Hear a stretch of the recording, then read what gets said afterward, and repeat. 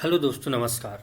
आज हम बात करने जा रहे हैं वन व्रत के विषय में। इससे पहले हम लोगों ने वन के बारे में समझ लिया है और कैसी वन संपदाएं हैं इनके बारे में भी हमने समझा। आज थोड़ा सा ब्रीफ में हम समझने वाले हैं वन व्रत के बारे में।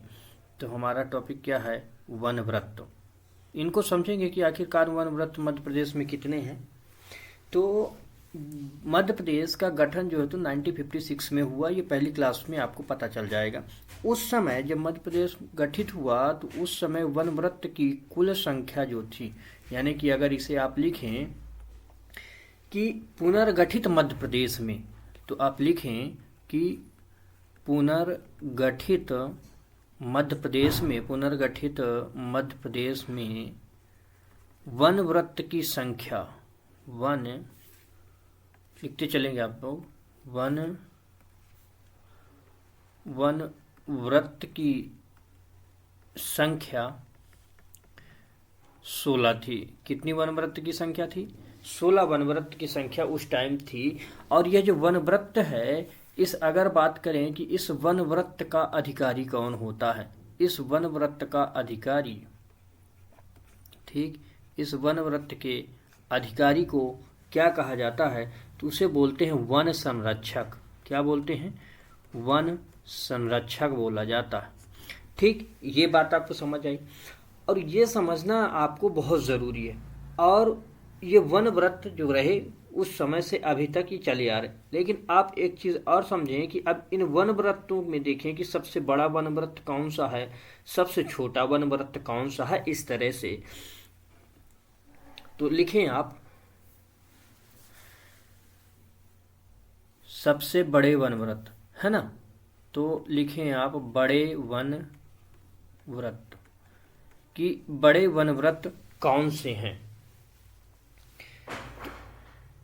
आप समझते चलेंगे बातों को। पुनर्गठित मध्य प्रदेश जो है तो ये जब बना था तो एक बार हमारा 1956 में बना, सेकंड बार 2000 में बना था। ये बात भी आपको समझ आनी चाहिए। तो ठीक, तो यहाँ से हमारे पास इतने वन व्रत हुए।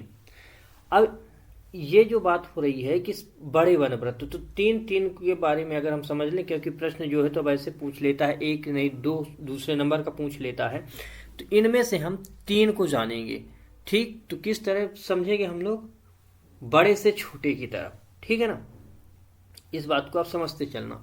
तो सबसे बड़ा खंडवा, आप लिखेंगे सबसे बड़ा है खंडवा नंबर 1। नंबर 2 में आप लिखेंगे जबलपुर, सेकंड नंबर में जबलपुर, और थर्ड नंबर में रीवा। ठीक, इसी तरह आप लिखिए सबसे छोटे वन व्रत। ठीक, इन्हीं तीन में छोटे वन व्रत, छोटे वन व्रत, छोटे वन व्रत, इनको भी कुछ ऐसा ही लिखेंगे हम कि पहले सबसे छोटा कौन है, फिर उससे बड़ा कौन है, फिर उससे बड़ा कौन है। ठीक है, तो यहाँ हम क्या लिख रहे हैं? घटता क्रम, इसे बोलते हैं अवरोही क्रम। और यहाँ हम लिखेंगे आरोही क्रम में। इन बातों को याद रखना, आरोही और अवरोही, असेंडिंग डिसेंडिंग में बहुत ज़्यादा कन्फ्यूज़न होता। तो यहाँ हम लिखेंगे सबसे छोटे में नर्मदापुरम नंबर 1, नर्मदापुरम, जिसे आप होशंगाबाद के नाम से जानते रहे हैं। दूसरा हम लिखेंगे इंदौर, और हमारा जो थर्ड नंबर होगा वह है बैतूल। तो ये तीन आपको समझ आई। इस तरह आप ये एरो का निशान बना लें। इस तरह आपको यहाँ से घटता हुआ क्रम है, यानी कि ये पहले सबसे छोटा है, फिर ये उससे बड़ा है, फिर वो इससे बड़ा, मतलब यहाँ से हम इधर की तरफ बढ़ रहे हैं और इधर से यहाँ आपको घटता हुआ क्रम मिलेगा। ठीक, तो ये चीज़ें आपको समझ आनी चाहिए। यानी कि अगर हम सिंबल बनाएं तो कुछ सिंबल हमारे अलग तरह से बनेंगे। तो ये आपको समझ आनी चाहिए। इन्हें हम अगर लिख दें कि ये कैसा क्रम है भाई, तो ये आरोही क्रम है, मतलब ये बढ़ता हुआ क्रम है। 1 2 3, इसे हम बढ़ता हुआ क्रम में लिखे हैं। इसे आप आरोही लिख लो और इसे अवरोही लिख लो, यानी कि बड़े से छोटे की तरफ। ये अवरोही, ये आपको पता होना चाहिए। कभी पूछ ले कि आरोही अवरोही में आप सजाएं तो हो सकता है कि कन्फ्यूज़न आ जाए। है ना। तो इस तरह से आपको ये समझ आया कि वन वृत्त में कौन से बड़े, 3 बड़े जान लिए आपने और सबसे 3 छोटे समझ लिए। अब इन्हीं में से आरक्षित और संरक्षित वन अगर बात करें कि पहली क्लास में हमने कुछ क्लासों में जब पढ़ रहे थे तो वन वृत्तों को हमने वन को अलग अलग डिकोड किया था कि किन किन आधारों पर, जलवायु के आधार पर, प्रशासनिक आधार पर, है ना, और प्रादेशिक आधार पर, तो ऐसे हम लोगों ने प्रजाति के आधार पर अलग अलग डिवाइड किया था। तो उनमें अगर हम देखें कि ये जो वन है प्रशासनिक आधार पर जो ये वन वृत्त हैं, तो कौन से सबसे बड़े वन वृत्त हैं और कौन से छोटे वन वृत्त हैं प्रशासनिक आधार पर, जिसे हम आरक्षित और संरक्षित के आधार पर अगर हम देखें। तो आरक्षित वन में अगर देखें तो सबसे बड़ा वन वृत्त खंडवा आता है। तो एक और बात लिख सकते हैं आप कि आरक्षित वन वृत्त, किसमें? आरक्षित में, आरक्षित वन में ये सबसे बड़ा वन वृत्त है ना, बड़ा है। और सबसे संरक्षित में अगर हम बात करें कि जो संरक्षित वन है, तो संरक्षित वन में अगर आप देखें तो इसमें सबसे बड़ा वन वृत्त जो आता है, वन वृत्त, वह है आपका छतरपुर। तो क्या है कि आपको हो सकता है कि ऐसे लिखावटें मिल जाएं, तो इसलिए हमने इन दो चीज़ों को अलग कर दिया है। इन्हें आप समझ के रखेंगे कि इनका क्या मतलब है, कि कैसे ये बड़े हैं। कहीं आपको मिल सकता है कि छतरपुर सबसे बड़ा वन वृत्त है, तो छतरपुर किस लिहाज पे बड़ा वन वृत्त है? संरक्षित वन के आधार पर। खंडवा सबसे बड़ा वन वृत्त किस आधार पर है? आरक्षित वन वृत्त के आधार पर, आरक्षित वन के आधार पर सबसे बड़ा वन वृत्त है। ये बातें आपको क्लियर होनी चाहिए। अब वन मंडल देखें कि अगर मध्य प्रदेश में अभी वन मंडल कितने हैं, तो आपने समझ लिया कि हमारे पास वन वृत्त की संख्या कितनी है भैया? 16 है, राज्य पुनर्गठित के बाद से। ठीक, ये आपने समझ लिया। अब बात करें हम कि वन मंडल, तो अब इन्हें वन मंडल को अलग अलग भागों में इन्हें भी विभक्त किया गया है। तो वन मंडलों की कुल संख्या अब तक में देखिए 63 वन मंडल बनाए गए। तो बात करें हम अगर वन मंडल की, किसकी? वन मंडल, तो कुल कितने वन मंडल हैं? कुल वन मंडल की संख्या 63 है। अभी 63 वन मंडल पाए गए हैं, है ना। तो ये बातें आपने समझा कि जो वन वृत्त हैं वही वन वृत्त वन मंडलों में विभक्त हुए, तो सबसे बड़े क्या कहलाते हैं? वन वृत्त।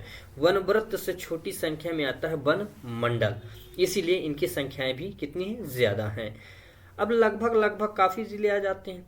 तो इस तरह ये पूरे वन वृत्त में जो है तो आ गए। अब इस तरह आपको ये बातें पता हो गई कि कैसे क्या है ना।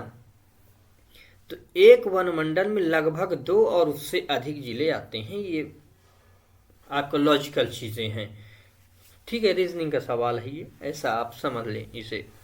अब इस जो हमारा वन मंडल है, इस वन मंडल की बात करें कि इसका प्रमुख अधिकारी कौन होता है, तो इसके अगर आप अधिकारी की बात करें, इसमें अधिकारी जो होगा, इसका अधिकारी, इसके अधिकारी को बोलते हैं मंडलाधिकारी। क्या बोलते हैं? मंडलाधिकारी, मंडलाधिकारी बोलते हैं। तो अब आप समझ गए कि मंडलाधिकारी किसे बोलते हैं। ठीक, ये सामान्य से क्वेश्चन है कि हो सकता है कि पूछ ले कि मंडलाधिकारी किसका अधिकारी होता है, वन वृत्त, वन मंडल, इस तरह करके, तो कोई कंफ्यूजन ना हो, इसलिए इन चीज़ों को अभी हम लोग समझने की कोशिश कर रहे हैं। और दूसरी बात ये समझें कि जो वन मंडल है, अगर हम बात करें कि सबसे बड़ा वन मंडल कौन सा है, तो सबसे बड़ा वन मंडल है मंडला। ठीक, और इसके अंदर, इस वन मंडल के अंदर अगर बात करें सबसे बड़ा वन वृत्त कौन सा है, तो वो आता है जबलपुर। तो एक चीज और लिख लें यहां कि सबसे बड़ा वन मंडल, क्या? सबसे बड़ा वन मंडल कौन सा है? तुमने कहा मंडला। ठीक, मैप तो मैं ये समझ के चलता हूँ कि आपको मैप कंप्लीट हो चुका होगा, क्योंकि पहली क्लास के बाद से हमने लोगों ने मैप के माध्यम से भी कुछ चीज़ों को समझा हुआ था कि कौन किधर क्या है। ठीक, तो इस तरह आप उसको बार बार जब मैप आप देखेंगे तो आपको ये चीज़ें कंफर्म हो जाएंगी कि कौन सी चीज़ें कहाँ हैं। तो सबसे बड़ा है मंडला, और इसी मंडला के अंदर हमने कहा कि सबसे बड़ा इसके अंदर वनव्रत कौन सा है। ठीक, तो इसके अंदर सबसे बड़ा वनव्रत है जबलपुर। क्या है? जबलपुर। ये आप याद रखेंगे। ठीक, तो इसके अंदर आपका आ गया ये जबलपुर। तो इतनी बातें आपको मैं ये समझ के चलता हूं कि आपको इतनी बातें क्लियर हो गई है ना। अब कुछ हम समझ लें कि वन से संबंधित जो है तो कैसे कैसे क्या नियमावली कुछ बनाई गई हैं। ठीक, तो उन नियमावलियों के बारे में अगर हम बात करें तो एक एक करके नियमों को थोड़ा आप लिखते चलें ताकि आपको समझ आए उन चीज़ों के बारे में। तो मध्य प्रदेश राज्य विकास निगम की स्थापना की गई थी। वन से संबंधित कुछ नियम और गठन हम लिख देते हैं। नियम और अधिनियम का जो बनाए गए थे, है ना, नियम अधिनियम जो कुछ भी हैं, नियम अधिनियम अधिनियम या संस्थाएं जो गठित की गई कुछ, तो 1 2 4 हम लोग यहाँ समझ लें ताकि एक जगह कलेक्शन हो जाए और आपको ये याद करने में आसानी रहेगी। तो पहली बात कि मध्य प्रदेश राज्य वन विकास निगम की स्थापना कब की गई? मध्य प्रदेश राज्य वन विकास निगम,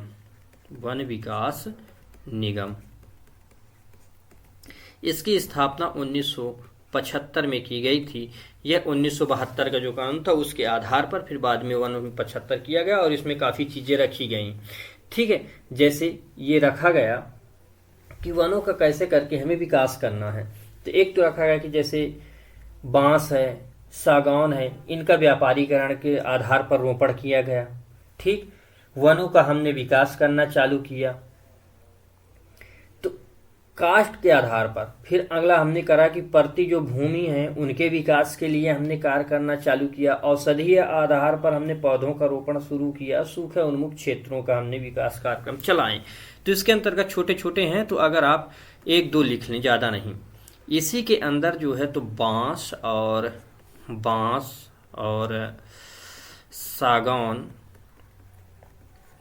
सागौन का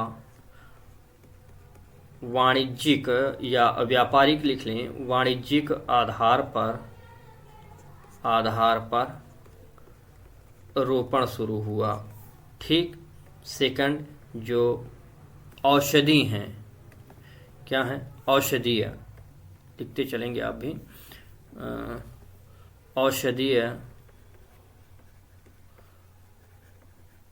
औषधीय पौधों का रोपण। ठीक, इनका रोपण किया जाने लगा। जो सूखा क्षेत्र है, सूखा क्षेत्रों का उन्मुख किया जाने लगा, है ना, क्योंकि वहाँ विकास कर दिया जाए उन क्षेत्रों का। तो उन्मुख क्षेत्रों का विकास कार्यक्रम, इस तरह ये चीज़ें लाई गई ताकि उन क्षेत्रों में विकास हो। दूसरा, हमने सामाजिकी वन गठित किया। तो क्या सामाजिकी वन? आप पूछ सकता है आपसे कि सामाजिकी वन कब लाया गया मध्य प्रदेश में, तो आप लिख लें सामाजिकी वन। ठीक, तो ये जो सामाजिकी वन है या इसी को आप वानिकी बोलते हैं, सामाजिकी वन लिख के आप सामाजिकी वानिकी लिख लें। ठीक है, सामाजिक वानिकी। अब ये जो सामाजिक वानिकी है इसे 1976 में लाया गया। खाली आपको इतना याद रखना है, 1976। इसमें क्या था कि सभी लोगों को प्रेरित करना था कि आप वन लगाएं और इनके आधार पर आपको जो उत्पादन मिलेगा वो आप यूज़ करेंगे, चाहे जलावल लकड़ी हो, फल हो, चीज़ें हो, चारा हो, घास, जो सारी चीज़ें उन क्षेत्रों में मिलेंगी। तो इस तरह लोगों को जागरूक करना और वृक्षारोपण बढ़ाने के उद्देश्य से सामाजिकी वन जैसी चीज़ें लाई गई। तो इनके बारे में आपको याद रखना है। लघु वनोपज हमने बताया ही था कि लघु वनोपज के आधार पर काफ़ी चीज़ें रखी गई थी। तो उसमें एक लघु वनोपज जो हुआ था, तो आप याद रखना कि लघु वनोपज में हमने बताया था सबसे इम्पोर्टेंट किसको, तेंदुपत्ता को। तो इसके आधार पर एक नियम बनाया गया और वो था सहकारी संघ का। क्या था? सहकारी संघ। और इस सहकारी संघ के माध्यम से वनों से होने वाले उत्पादों का कलेक्शन का महत्व करा गया था। तो इस सहकारी संघ का जो गठन किया गया था, इसका गठन किया गया था 1984 में। इस चीज को आप याद रखेंगे। गठन कब किया गया? 1984 में। 1984 में गठन किया गया और लोगों को प्रोटेक्ट करने के लिए कि भाई आप वन के प्रति सजग होंगे, उनसे आपकी जीविका भी बढ़ेगी और सरकार को भी प्रॉफिट होगा इन सारों चीज़ों के बारे में। ऐसे ही इको पर्यटन भी लाया गया। तो आप यहाँ याद रखेंगे कि हमने जो बताया है आपको कि इस सामाजिकी वन में सारी वनोपज के क्षेत्र में लाया गया, जैसे कि तेंदुपत्ता अधिनियम है, इसी के अंतर्गत रहा वो कलेक्शन के माध्यम से। तो ये कब का था? 1964 में रखा गया था तेंदुपत्ता का ही। तो बाद में इसी के अंतर्गत कलेक्शन कर दिया क्योंकि उस लघु वनोपज के आधार पर रखा गया था। तो अलग अलग ये अधिनियम बनाते चले गए। जैसे कि 1975 में राज्य वानिकी निगम आया था। ठीक, हमने क्या लिखा? राज्य वन विकास निगम या राज्य वानिकी विकास भी लाया गया, निगम भी लाए गए। तो ये लाए गए 1975 में। उसी तरह ग्रीन इंडिया लाया गया, इसी तरह कैंपा लाया गया, पेशा अधिनियम लाए गए। तो ठीक, वन विकास की नीतियों के आधार पर। तो इस तरह इन चीज़ों को रखा गया अलग अलग क्षेत्रों पर। जैसे इको पर्यटन विकास बोर्ड भी लाया गया था 2005 में। तो इनको एक एक करके दो दो जो है तो और लिख लेते हैं, ताकि एक जगह ये आपका कलेक्शन रहेगा तो आपको याद करने में आसानी होगी। तो आप लिखें पेशा अधिनियम। पेशा अधिनियम, पेशा अधिनियम के आधार पर जो है तो ग्राम सभाओं को ये पावर दे दिया गया। ठीक है, पेशा नियम अधिसूचित या कहें, ठीक, ये इसके अंदर रखा गया। वनों के लिए ही ग्राम पंचायतों को दे दिया गया। कैंपा लाया गया। कैंपा को लाया गया 3 अगस्त 2016 को। ठीक है, ये चीज़ें आप याद रखेंगे। नेक्स्ट लेते हैं पेज हम, और उसमें और एक आध दो लिख लेते हैं। जैसे कि हमने कहा ग्रीन इंडिया। क्या है? Green India. ठीक, ग्रीन इंडिया लाया गया जो कि 2014 में। ऐसे ही तेंदुपत्ता को हमने कई बार बताया है आपको, यहाँ भी लिख लें आप, तेंदुपत्ता जो अधिनियम था ये भी वानिकी से था। यह व्यापार वानिकी जो लाया गया था, या इसे आप लिख सकते हैं तेंदुपत्ता व्यापार वानिकी अधिनियम। पूरा पूरा लिख लें, तेंदुपत्ता व्यापार वानिकी, यह सॉरी व्यापार पत्ता वानिकी नहीं, विनियम, व्यापार विनियम अधिनियम 1964 लाया गया। ठीक, ऐसे ही हमने और कहा कि राज्य वन विकास निगम जो है तो ये भी 1975 का था ही। तो इस तरह से ये इनके विकास के लिए नियम भी लाए गए। तो इन सभी को आप एक कंपैरेटिवली जो तो ध्यान रखेंगे कि कैसे हम लोगों ने वन विकास के क्षेत्र में मध्य प्रदेश में इन चीज़ों को आगे बढ़ाया है। इको पर्यटन को आप लिख लें, इको पर्यटन लाया गया 2005 में। अगर पूरा लिखें इसे आप तो जुलाई 2005 था। ठीक, इको पर्यटन जुलाई 2005। तो इस तरह अलग अलग जो है तो नियम लाए गए मध्य प्रदेश में। तो अब आप समझ सकते हैं कि इतनी चीज़ें हमने वन व्रत देखा, और वनमंडल देख लिया, और कुछ वन से संबंधित जो तो नियम अधिनियम जो क्या लगाए गए कि कैसे हमें वन को प्रोटेक्ट करना है, वन से कैसे उत्पाद लेना है, कैसे उनको बढ़ाने हैं। तो ये कुछ मेजर जो है तो इनको याद रखते हैं। 1975 का, 1976, 1984, 2006, 2005, 1964, इन चीज़ों को आपको याद रखने हैं, क्योंकि इनमें से हो सकता है कि किसी न किसी को पूछ ले, क्योंकि अभी वन से संबंधित चीज़ें भी चल रही हैं, इसलिए दूसरे जलवायु परिवर्तन जैसी समस्याएं आप देख रहे हैं। तो ये सारी चीज़ों को आधार मानते हुए इस नियमों को आप याद रखेंगे। तो आज की क्लास को हम लोग यहीं तक रखते हैं, और आप बताएंगे कि आपको ये क्लासेस कैसी लगती हैं। नेक्स्ट क्लास में फिर मिलते हैं, लेकिन चैनल को सब्सक्राइब करें, लाइक करें और अपने दोस्तों को शेयर करें। तब तक के लिए धन्यवाद। आप लोग पढ़ते रहें, बढ़ते रहें, लेकिन कमेंट बॉक्स में ज़रूर बताएं कि क्लासेस आपको कैसी लगती हैं। तब तक के लिए धन्यवाद। Take care.